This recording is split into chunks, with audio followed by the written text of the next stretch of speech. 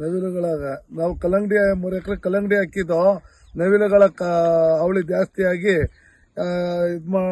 ಔಷಧಿ ಎಲ್ಲ ಹುಡುಕ್ತಾ ಇದ್ದು ಸಿಗ್ಲಿಲ್ಲ. ನನ್ನ ಹೆಸರು ತುಮಕೂರು ಜಿಲ್ಲೆ ಕುಣಿಗಲ್ ತಾಲೂಕು ಮಾರ್ಕನಹಳ್ಳಿ ಗ್ರಾಮ ಪಂಚಾಯತ್ ಸದಸ್ಯರಾದಂಥ ನನ್ನ ಹೆಸರು ರಂಗನಾಥ್ ಅಂತ ಕಾಡ್ಸಟ್ಟಹಳ್ಳಿಯವರು. ಕಲ್ಲಂಗಡಿ 3 ಎಕರೆ ಹಾಕಿದ್ದು. ಇದಕ್ಕೆ ಪರಿಹಾರ ಇದು ನವಿಲುಗಳ ಕಾಟ ಇತ್ತು. ಇದಕ್ಕೆ ಪರಿಹಾರ ಏನು ಅಂದ್ಬಿಟ್ಟು ನೋಡಿದಾಗ ನಮ್ಮ ಫೇಸ್ಬುಕ್ಕಲ್ಲಿ ಒಂದ್ಸಲಿ ನೋಡಿದ ತಕ್ಷಣ ಡಾಕ್ಟರ್ಸ್ ಅಂತ ಒಂದು ಕಂಪ್ನಿ, ಅದರಲ್ಲಿ ಅವ್ರಿಗೆ ಫೋನ್ ಮಾಡಿ ಹಂಗೆ ಏನು ಅಂತ ಮಾಹಿತಿ ತಗೊಂಡಿಗೆ ಅವ್ರೇನು ಹೇಳಿದ್ರು, ಮಾಹಿತಿ ಪ್ರಕಾರ ಒಂದು ಮಾಂಡನ್ ಬಿ ಅನ್ನೋ ಒಂದು ಔಷಧಿ ಕೊಟ್ರು. ಅದ್ರಲ್ಲಿ ಏನ್ ಮಾಡ್ದು, ಈ ತರ ಒಂದ್ ಕ್ಯಾನ್ ನೀರಿಗೆ ಅರ್ಧ ಲೀಟರ್ ಔಷಧಿ ಹಾಕೊಂಡು ಹೊಡೀರಿ ಅಂತ ಹೇಳಿದ್ರು. ನಾವು ಸುತ್ತ ಏನ್ ಮಾಡ್ದೋ ಔಷಧಿನ ಸಿಂಪಡಿಸ್ತೋ. ಒಂದು ವಾರ ಹೊಡೆದಾದ್ಮೇಲೆ ತಿರ್ಗಾ ಇನ್ನೊಂದು ಅರ್ಧ ಸ್ಪ್ರೇ ಮಾಡುವಂತ ಅಂದ್ರು.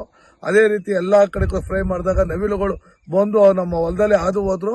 ಅವ್ಯಾವುವೆ ಗಿಡದ ಮೇಲೆ ಹೊಡಿ ಅಂತ ಹೇಳಿದ್ರು, ಮಾಹಿತಿ ಕೊಟ್ಟಿದ್ರು. ಅದೇ ಪ್ರಕಾರ ಗಿಡದ ಮೇಲೆ ಹೊಡೆದಾಗ ಗಿಡದಲ್ಲಿ ಹಾದು ಹೋದ್ರು ಅವೇನು ಮುಡ್ತಾ ಇಲ್ಲ.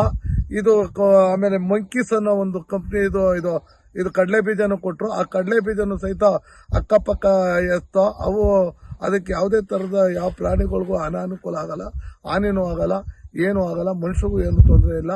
ಇದನ್ನು ಉಪಯೋಗಿಸಿ ಇದರಲ್ಲಿ ಒಳ್ಳೆ ರಿಸಲ್ಟ್ ಬಂದಿದೆ.